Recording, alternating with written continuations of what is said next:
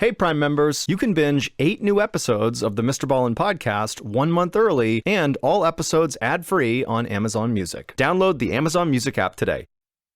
In February of 1983, a young police officer arrived at what looked like a normal residential home in Mobile, Alabama. However, this officer already knew there was more to this house than met the eye. Just a few minutes earlier, an emergency medical technician who was in the home had called to tell the officer that there was something inside this house that the police really needed to see. And so this police officer opened up the front door and walked into the living room where first responders were huddled around a dead man's body. Now, this body belonged to the owner of the home. He had died by suicide, but this was not what the EMT was talking about when he said police needed to see something inside this house. And this police officer obviously knew that, so he walked past the EMTs and the body, and he went straight into the homeowner's bedroom. And as soon as he saw what was in there, he stopped, dead in his tracks. What he found was easily one of the strangest and most chilling things he'd ever encountered in his entire career. But even as he stood staring at this bizarre scene, he felt a sudden rush of hope, because he was pretty sure he had just found the answer to one of the city's most notorious crimes. But before we get into that story, if you're a fan of the strange, dark, and mysterious delivered in story format, then you've come to the right podcast, because that's all we do, and we upload twice a week, once on Monday and once on Thursday. So if that's of interest to you, when the timer runs out on the follow button's parking meter, kindly offer to refill it for them. But as soon as the follow button walks away, don't refill their meter. Instead, just call a tow truck. I'm Dan Taberski. In 2011, something strange began to happen at a high school in upstate New York. A mystery illness, bizarre symptoms, and spreading fast. What's the answer? And what do you do if they tell you it's all in your head? Hysterical, a new podcast from Wondery and Pineapple Street Studios. Binge all episodes of Hysterical early and ad-free on Wondery Plus.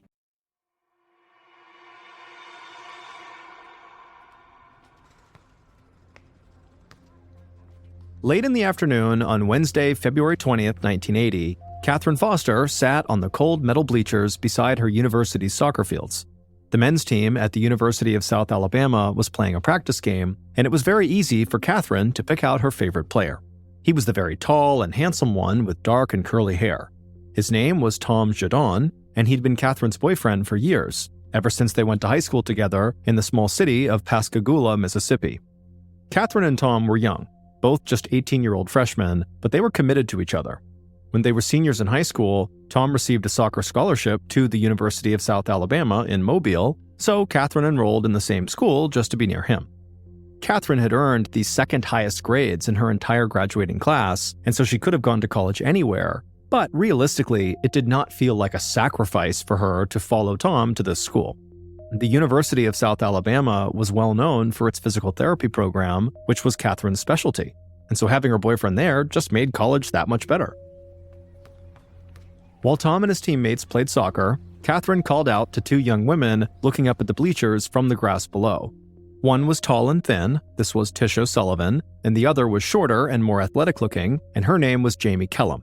And these two were Catherine's best friends, and when they saw Catherine calling to them, they smiled and rushed up to her and sat down on either side of her. And for a moment, all three young women just sat there and watched Tom and the other players out on the soccer field, but then the coach blew the whistle and called all the players to the sidelines. And so suddenly there was not soccer to watch, and so the three friends stopped looking at the field, and they just looked to each other and began chatting. Catherine had known Tish since they were in elementary school. They'd gone to the same Catholic church and the same high school in Pascagoula, but Catherine had not met Jamie until her first day of college. She and Tish had been standing in line for registration, and Jamie happened to be in front of them. They got to talking and realized Jamie was also from Pascagoula. She had just gone to a different high school, that's why they didn't know her. And so the three young women bonded over their shared background, and ever since that fateful meeting, they'd been inseparable. They all loved the energy of living in a big city for the first time, and lately, the women had been keeping an eye on a brand new mall that was under construction in downtown Mobile. Jamie leaned over and told her friends that she thought the mall was actually finally open now, and so they should go check it out the next day. Catherine and Tish loved the idea, and none of them had anything to do in the morning, so they could go shopping, have lunch, and still be back in time for afternoon classes. So they agreed to meet in the parking lot outside of Catherine's dorm building around 10 a.m. the next day. Just then, Catherine's boyfriend Tom came jogging over. He was sweaty and his curly hair was sticking to his forehead, but Catherine didn't care. She gave him a big kiss on the cheek and then took his hand. Then all 4 friends headed for the university dining hall for dinner before settling in for another evening of studies. The following morning, Catherine woke up before her alarm, and she immediately rolled out of bed and jumped in the shower. After that, she went to her closet and picked out a comfortable outfit for the cool morning: blue jeans, brown walking shoes, and a light sweatshirt. Then she sat in front of her mirror and swiped on some eyeshadow, mascara, and lip gloss. She blow-dried her curly light brown hair, thought about putting it up in a ponytail, but ultimately decided she liked it better down. And so, Catherine was ready, early, like always. But just then, at about 9:30 a.m., she heard a knock at her door, and so she went to answer it. She smiled when she saw Jamie standing there. Jamie said she knew she was early, but she figured Catherine would be ready too, and she was right. Catherine laughed at how well they knew each other, and then the pair walked out to Jamie's car. But before they actually got to the car, Catherine stopped and said she had forgotten her purse. So she turned and ran back to her dorm to grab it while Jamie waited. Jamie leaned against the side of her vehicle and crossed her arms over her chest against the morning chill. After a few minutes, when still Catherine had not come back outside again, Jamie was so cold that she climbed inside of her car and turned it on, put on the heat, and turned on some music. And as she was sitting there waiting, it started to feel like Catherine was taking a really long time. Jamie thought about maybe going inside to check on her, but she told herself, Catherine's fine, she'll be out in a second. But after 3 more songs played and still Catherine had not come back out again, Jamie really started to get worried. But just then she looked up and noticed Tish walking across the parking lot towards her, and so Jamie rolled down the window and actually yelled to Tish, like, "Hey, come over here." And so Tish, sensing something was wrong, she ran over.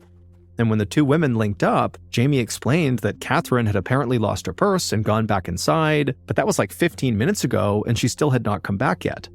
Tish agreed that was weird, and it was not like Catherine to suddenly abandon her friends. And even if Catherine could not find her purse and that was the reason it was taking so long, she would have come back by now to tell them that was what was going on so they wouldn't worry. Also, remember, these were the days before cell phones, so a phone call or text message was just not an option. Tish could only think of one explanation. Maybe Catherine had run into her boyfriend, Tom, and decided to go hang out with him instead. It was definitely strange that Catherine never returned to let Jamie know, but the girls knew Catherine was head over heels in love with her boyfriend, and so that did kind of seem like something that could happen. Jamie nodded at this idea and agreed that Catherine could have dumped them for her boyfriend. But Tish had a class with Catherine later that afternoon, and so they'd be able to figure out what happened then. So Tish and Jamie, after waiting for a few more minutes and still not seeing Catherine, they decided to just go ahead with their shopping trip without Catherine. Tish got into the car, and the 2 young women pulled out of the parking lot and headed for the new mall in downtown Mobile.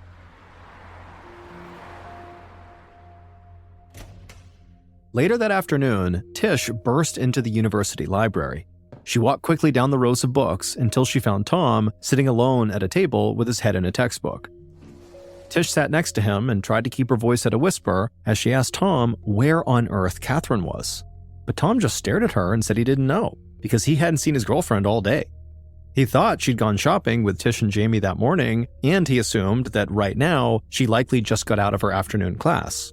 Tish suddenly felt panicked. She told Tom that Catherine actually didn't go shopping with them that morning because she basically just kind of abandoned them, and she didn't show up to class, and she wasn't in her dorm room now. Nobody had seen her since before 10 a.m., and so now Tish and Jamie were running all around campus looking for her. Tom did look alarmed, but he told Tish there had to be a reasonable explanation here.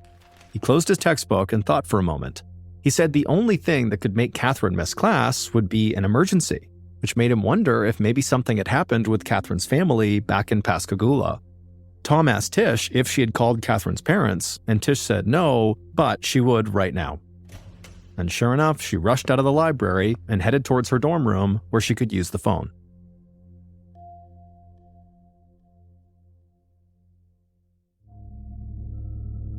That evening, Sergeant Wilbur Williams was working dispatch at the Mobile police station.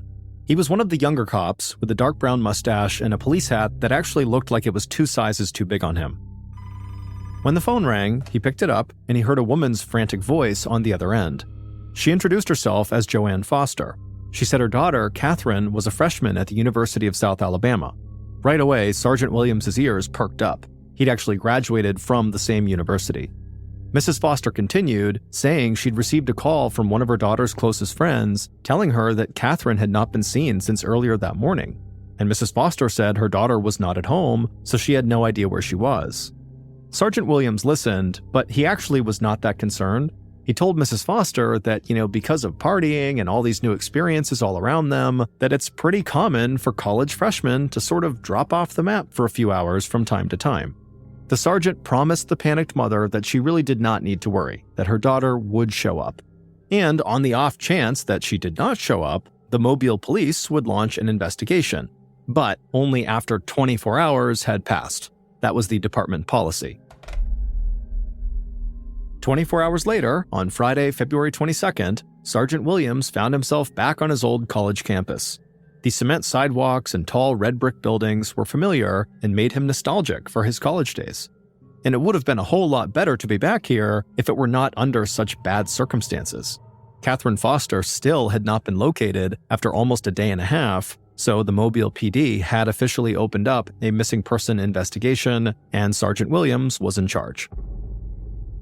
Now, Sergeant Williams still believed that Catherine would show up soon on her own, but he could see that all of Catherine's friends were very worried about her. In fact, Tom, Tish, and Jamie were so worried about her that they had all individually contacted campus security about her disappearance. So Sergeant Williams decided he would begin his investigation by speaking with those three first. He started with Jamie, but really Jamie didn't know much. She explained how Catherine had left her to go get her purse that Thursday morning, but then never came back. And Jamie said, since then, she's just been looking for Catherine like the rest of her friends. Tish knew even less than Jamie did. All she could say was that Catherine missed her afternoon class on Thursday and was absent from classes that Friday morning, which was apparently really out of character for Catherine. Finally, Sergeant Williams talked to Tom. Tom would say that he and Catherine spoke every single day, and so it was totally unlike her to go this long without speaking to him. Sergeant Williams appreciated the information Jamie, Tish, and Tom provided, but it really wasn't that much. And so after speaking to Tom, Sergeant Williams spent the afternoon just kind of walking around campus, speaking to Catherine's teachers and classmates, seeing if anybody knew anything. But nobody had any information that could actually help find Catherine. And so by nightfall, Catherine was still missing, and Sergeant Williams had no idea where to look for her. The following day, Saturday, February 23rd, Tish marched arm in arm with about 50 other students, including Tom and Jamie. They joined a volunteer search party to look for Catherine under the supervision of Sergeant Williams and another officer. The search party had already scanned the entire main campus, but they'd found nothing. So around 10 a.m., 48 hours since Catherine was last seen, the police expanded their search to forested areas surrounding the university. Tish and the other volunteers kept their arms hooked together as they made their way through the trees. The police had told them that even something as tiny as a hair clip could help them find Catherine. So Tish kept her eyes locked on the crunchy brown grass, watching for anything out of the ordinary. Then, from far down the line of students, Tish heard someone scream out in terror. Her stomach dropped as she watched two police officers run towards the commotion. Without thinking, Tish just followed them and ran headfirst into the most horrifying thing she'd ever seen. Her best friend, Catherine, was there, lying on her back in the grass, motionless. Everything about her looked pristine. She was wearing her favorite blue jeans, sweatshirt, her hair was fanned out around her face, her makeup wasn't even smudged. It almost looked like Catherine had just laid down for a nap, except for the puddle of blood beneath her head. Suddenly, Tish heard another student scream, and she watched Jamie drop to her knees and sob into her hands. As more people joined the crowd, Tish saw Tom running up to see what was going on. But before Tom could get a glimpse of his girlfriend, Sergeant Williams began pushing the students back and grabbed Tom by the arm. The sergeant told him this was a crime scene now, and so they had to secure the area. Another officer quickly began wrapping yellow crime scene tape around the trees, creating a large perimeter around Catherine's body. And as this was happening, Sergeant Williams did his best to hide his shock. He had truly believed that Catherine would just show up again with a simple explanation for her absence. But now, of course, everything had changed. A student had been murdered on Sergeant Williams's former college campus, and he felt like it was now his responsibility to solve the case, especially when you consider the fact that he had kind of brushed off Catherine's mom's concerns initially. Sergeant Williams did an initial sweep of the area immediately around Catherine, but there wasn't much to find.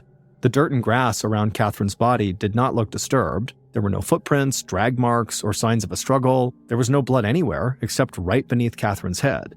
Sergeant Williams couldn't find any signs of a weapon either.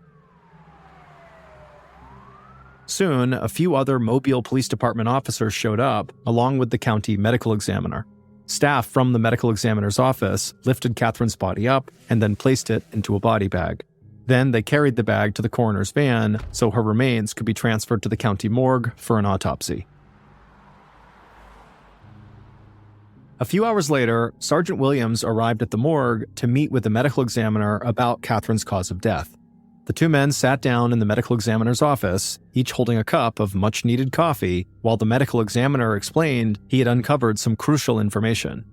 Catherine had died from 2 gunshots from a .22 caliber gun, one bullet in the back of her skull and the other in her right temple. Otherwise, her body showed no signs of assault or indications that she had been bound or beaten in any way. The medical examiner also said her body showed little signs of decomposition, which made him think that Catherine had only been dead for maybe 8 to 24 hours before her body was found. Sergeant Williams thought this over. Catherine disappeared on the morning of Thursday, February 21st, but based on the medical examiner's estimation, she was not killed until at least 1 full day later. It sounded like Catherine might have been kidnapped and then held captive for more than 24 hours before she was killed. But it also appeared that she was never restrained and never fought against her killer, so how could she possibly have been kidnapped? Sergeant Williams didn't really know how to make sense of these sort of contradictory clues, but he thanked the medical examiner and headed back to the police station. He knew he had a lot of work to do.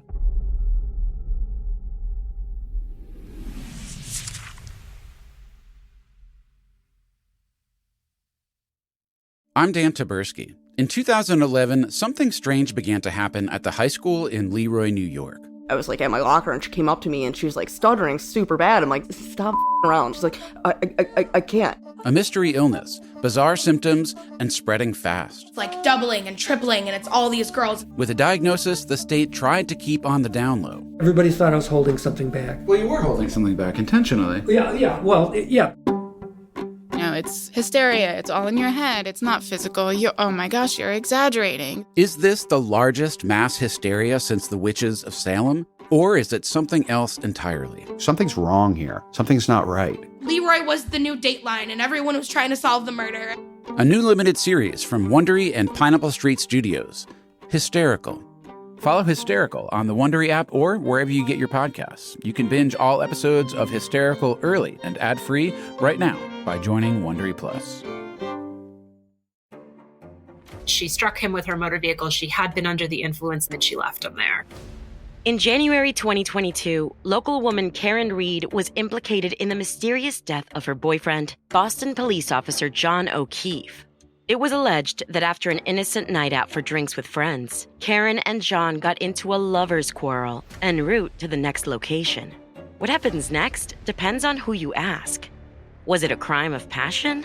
If you believe the prosecution, it's because the evidence was so compelling. This was clearly an intentional act, and his cause of death was blunt force trauma with hypothermia. Or a corrupt police cover-up. If you believe the defense theory, however, this was all a cover-up to prevent one of their own from going down. Everyone had an opinion. And after the 10-week trial, the jury could not come to a unanimous decision. To end in a mistrial, it's just a confirmation of just how complicated this case is. Law and Crime presents the most in-depth analysis to date of the sensational case in Karen. You can listen to Karen exclusively with Wondery Plus. Join Wondery Plus in the Wondery app, Apple Podcasts, or Spotify. The moment Sergeant Williams walked inside the Mobile police station, another officer stopped him. The officer said they had just received a call from a female student at the University of South Alabama who lived near where the body was found. The student said she'd woken up with an asthma attack at exactly 2:38 a.m. on Saturday, February 23rd.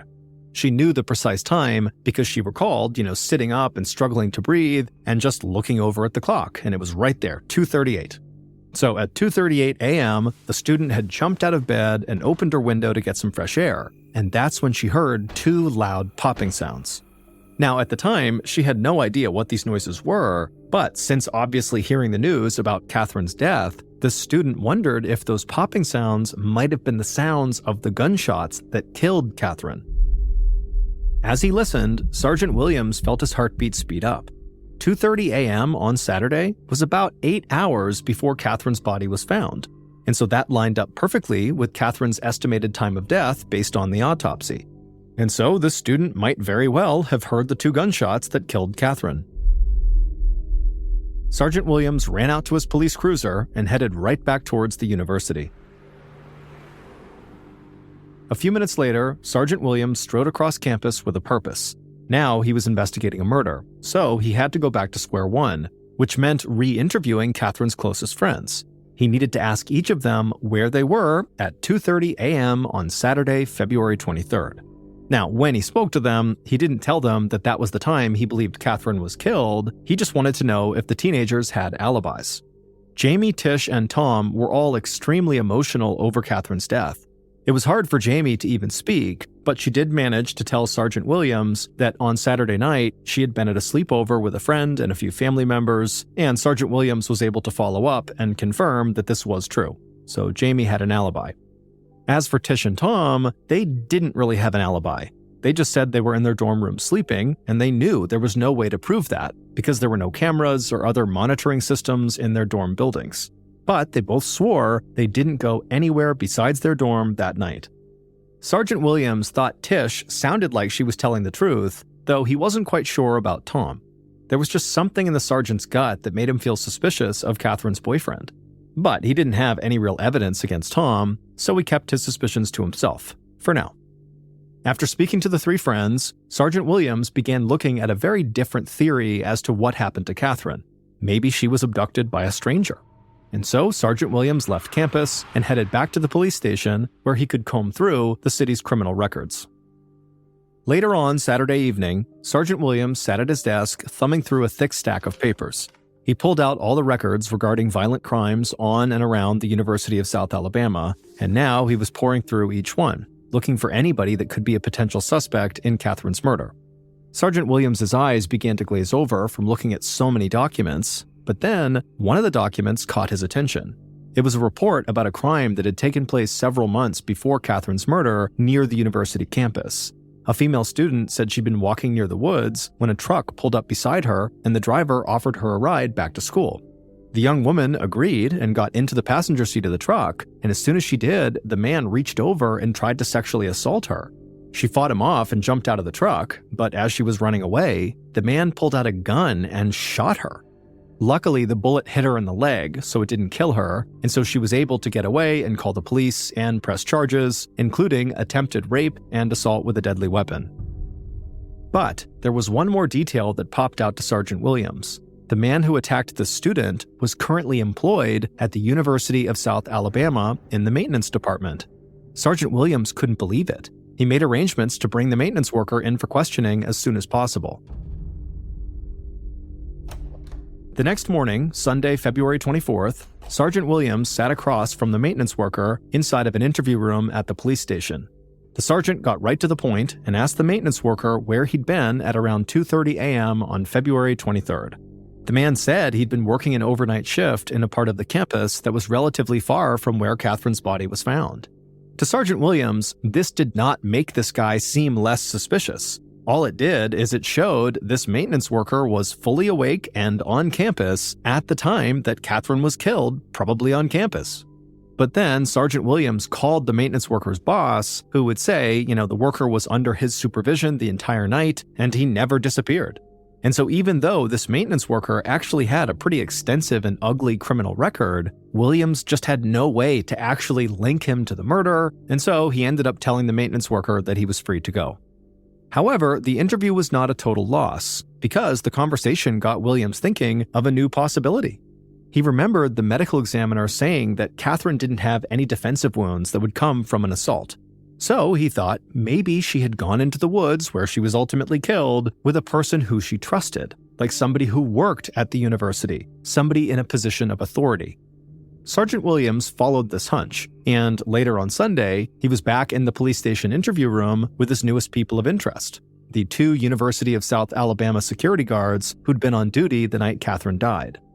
Both men had been patrolling the campus on Saturday night around 2:30 a.m., and they claimed they always spent their entire shifts together when they worked overnight. The sergeant thought it was awfully convenient that each of these officers were able to provide an alibi for the other. For all Williams knew, they could just be covering for each other. But then, the security guard said they did remember something out of the ordinary happening that night. A little past 2:30 a.m., they heard 2 loud popping sounds. At first, they thought maybe the noise was coming from students shooting off fireworks, but they never confirmed that and didn't do any more follow-up, so they said it was possible those sounds could have been gunshots. Sergeant Williams was pleased. Even though these guards clearly had alibis, and so Williams had to let them go, he did now have 2 more witnesses who might have heard the shots that killed Catherine. After the guards were gone, Williams reviewed all the information he'd collected. So far, he had quizzed 6 potential suspects about their whereabouts at the time of Catherine's death, and all of them had a good alibi. And since, for now, he was sort of out of potential other suspects to go investigate, he decided he would just turn his attention towards a new goal. He wanted to find the gun that killed Catherine, because obviously that could lead him to the killer.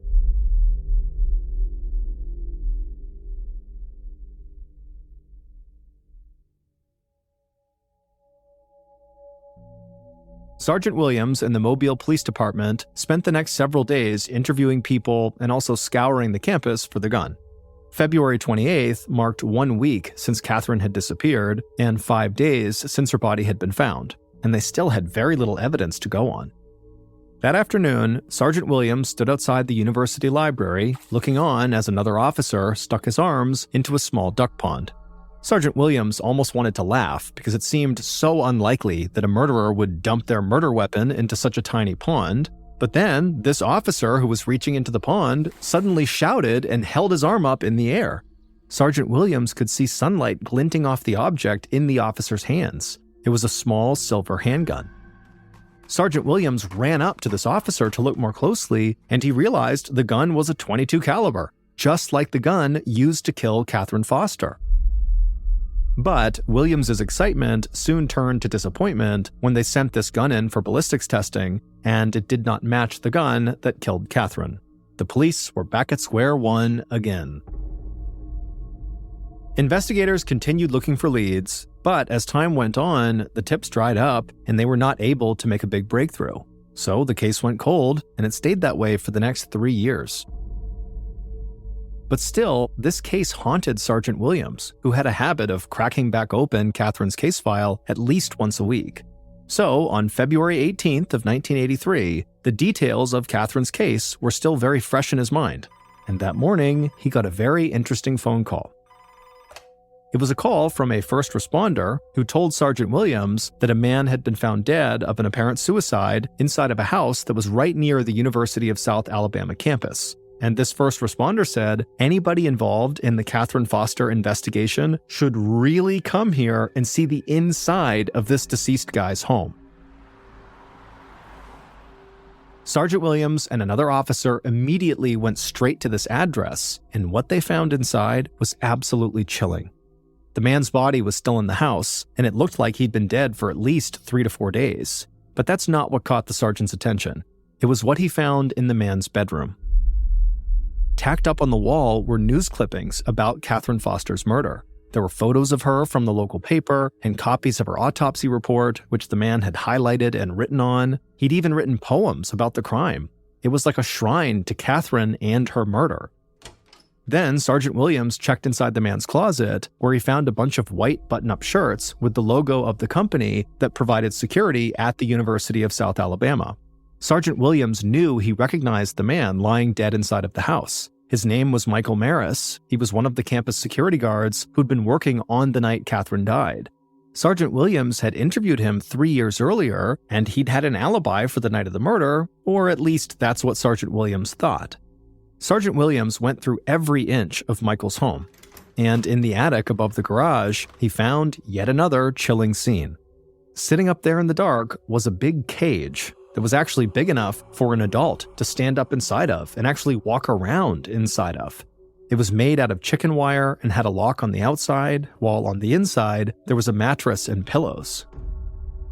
A gruesome picture of Catherine locked inside of this cage formed in Sergeant Williams' mind. Suddenly, everything made sense.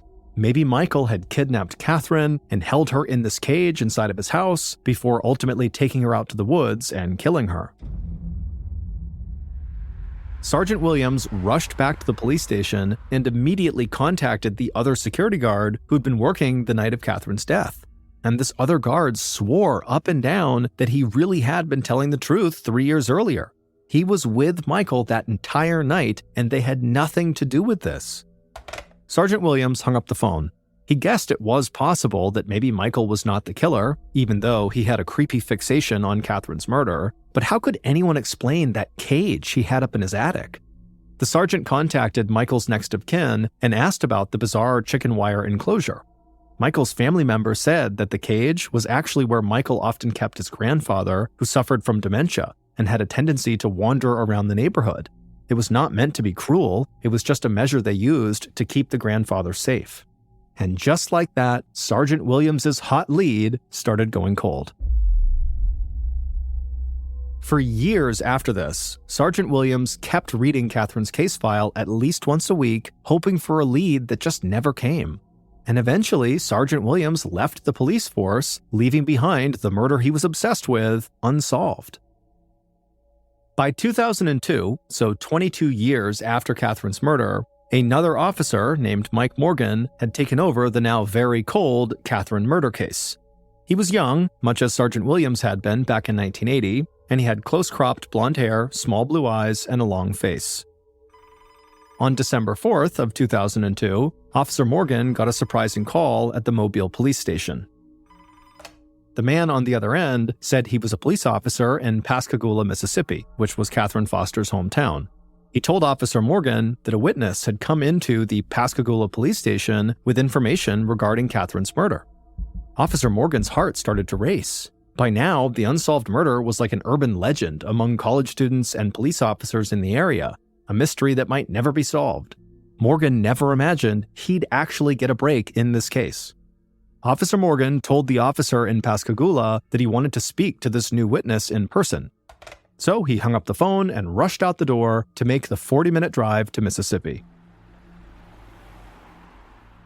Less than an hour later, Officer Morgan was sitting in the Pascagoula police station with his heart still going a mile a minute.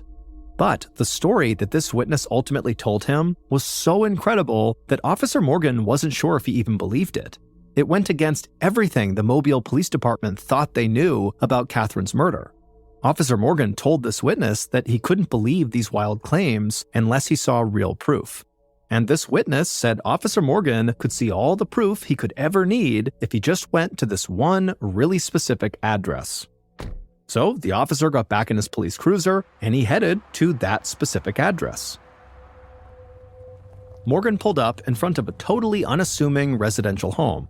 The owner was working in the yard and they looked up when they heard a car pull up. Officer Morgan got out of the car, approached the owner, and explained why he was there. And so the homeowner then led the officer into the house and to a set of storage lockers. The owner unlocked one, pulled out the item that Morgan was asking for, and he handed it over. And the second Morgan looked down at this thing in his hands, he knew he had just solved Catherine Foster's 22-year-old murder.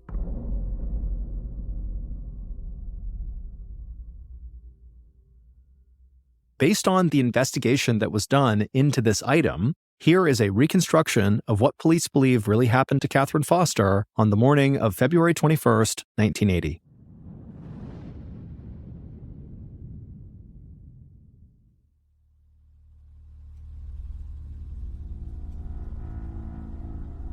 Catherine's killer felt very confident. They were sitting behind the wheel of their car, and when they saw Catherine walking outside of her dorm building, they jumped into action. They pulled up alongside her and began honking the horn and waving to her. Catherine looked over and her face lit up. She recognized the driver, and she was really excited to see them. Catherine ran over and hopped into the passenger seat. They chatted as they drove away from the university, but they didn't go very far. Catherine's killer rolled to a stop beside a wooded area just off campus and said they just remembered something. They said they needed a specific type of plant for a botany class they were taking. So they asked Catherine would they come into the forest with them and help them find it. And Catherine said, yeah, of course. And so the pair walked along the crunchy brown grass into the trees, and as they walked along, Catherine, who had her head down and was scanning the ground diligently for this plant, she began getting maybe a few steps ahead of her killer. And when this happened, and the killer realized Catherine was distracted, the killer stopped and just stood there staring at Catherine with rage burning inside of them. Then the killer quietly slipped off their backpack and then reached inside and began feeling around. And eventually they felt the .22 caliber pistol they had stolen from their grandmother, and they pulled it out, and without any hesitation, the killer raised that gun and aimed it right at the back of Catherine's head, and then they fired. But amazingly, Catherine did not fall down after getting shot in the head. Instead, she slowly turned around to look at her killer. Her eyes were wide with shock and confusion, and for a second, the two just stood there in silence, staring, until Catherine fell to the ground.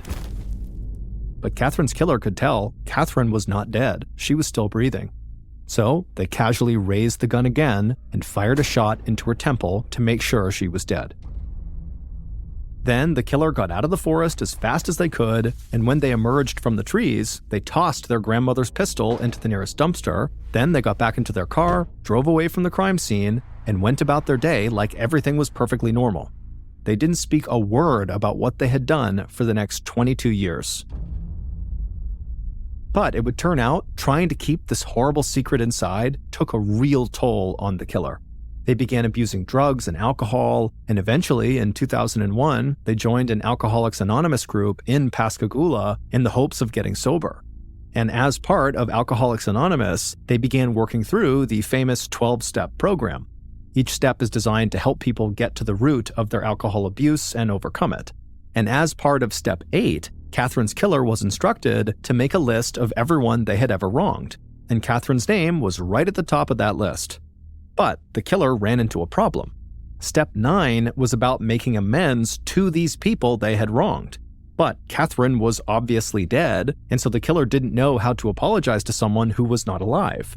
So Catherine's killer confided in another member of their Alcoholics Anonymous group, explaining exactly what they'd done to Catherine Foster.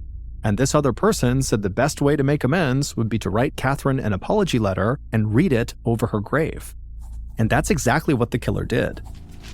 In late 2002, they stood in the cemetery where Catherine was buried in Pascagoula, Mississippi, holding a handwritten letter. They looked around to make sure they were alone, and then they read their apology out loud. The letter said, "Dear Catherine, after all these years, I have come to you. It is me, Jamie, the girl who took your life."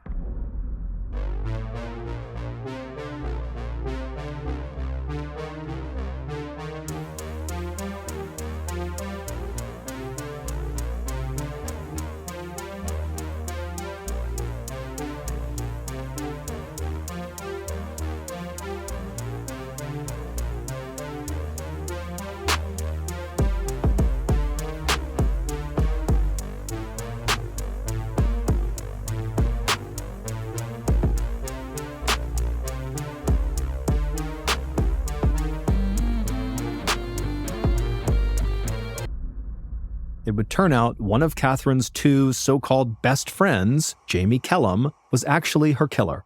The story about how Catherine had said she needed to go back into her dorm to get her purse and then she went missing, that was all a total lie told by Jamie to cover for herself. Officer Mike Morgan had figured this out through the witness who had come into the Pascagoula police station back in December of 2002. That witness was the Alcoholics Anonymous group member who Jamie had confided in, the one who suggested she write the apology letter. But after hearing about what Jamie had done, the witness just could not bear to keep the secret, and so they told Officer Morgan everything. And then they also told Officer Morgan the specific address of where this letter was currently located, because that was obviously the proof Officer Morgan needed. And this address led Officer Morgan to Jamie's stepfather's house, where apparently Jamie had hidden this letter inside of a locker. And so when Morgan asked the stepfather for the letter, Jamie's stepfather replied, quote, "You mean the letter?" So it sounded an awful lot like the stepfather knew what the note contained. And the letter didn't just contain Jamie's confession about killing Catherine, it also detailed her motive for killing Catherine. Although nobody knew it back in 1980, Jamie was absolutely obsessed with Catherine's boyfriend, Tom, the tall, handsome soccer player. Jamie and Tom had met long before either of them went to the University of South Alabama. They'd crossed paths at a tennis tournament during high school, and while Tom did not really remember Jamie, she never forgot him. She kept tabs on him through the gossip in their small Mississippi hometown. In 1979, she found out Tom was in a serious long-term relationship with Catherine Foster, and that both of them were heading to the University of South Alabama for college. Jamie had received tennis scholarships to multiple schools in the southern United States, but she chose to go to the University of South Alabama, where she did not receive any scholarship money, for the sole purpose of secretly following Tom. And the day that Jamie met Catherine and Tish magically in the registration line and they all became best friends, that was not a coincidence. She intentionally inserted herself into that friend group to be closer to Tom. And then she began taking pictures of Tom and showing them to her family, claiming that he was actually her boyfriend. She even kept a lock of Tom's hair. Now, Tom had no idea this was happening, and neither did Catherine. But as Jamie realized that breaking up the young couple was going to be harder than she thought, she got more and more desperate. She wanted to get Catherine out of the way, and she believed there was only one way to do that: to murder Catherine. So she carried out the crime, then casually went shopping with Tish at the new mall like nothing happened. And then Jamie got really lucky because the medical examiner incorrectly estimated the time of Catherine's death at 8 to 24 hours before the body was found, when in reality, Jamie had actually killed Catherine about 48 hours before. And Jamie had a great alibi for that window that the medical examiner had identified. She was with family and friends. And so as a result, police never really suspected Jamie at all.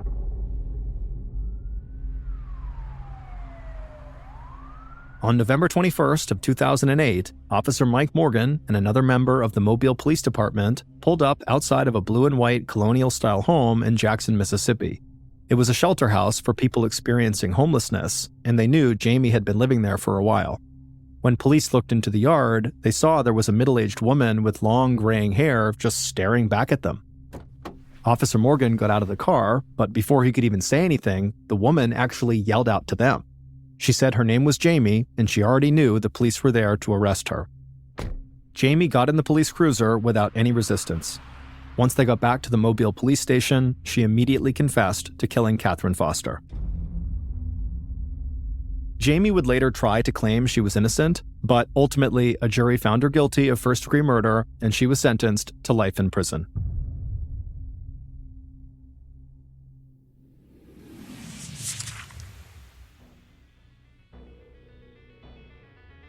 Thank you for listening to the MrBallen podcast. If you enjoyed today's stories and you're looking for more strange, dark, and mysterious content, be sure to check out all of our studio's podcasts. They are this one, of course, MrBallen Podcast, and we also have MrBallen's Medical Mysteries, we have Bedtime Stories, and also Run Fool. To find those other podcasts, all you have to do is search for Ballen Studios wherever you listen to your podcasts. To watch hundreds more stories just like the ones you heard today, head over to our YouTube channel, which is just called MrBallen.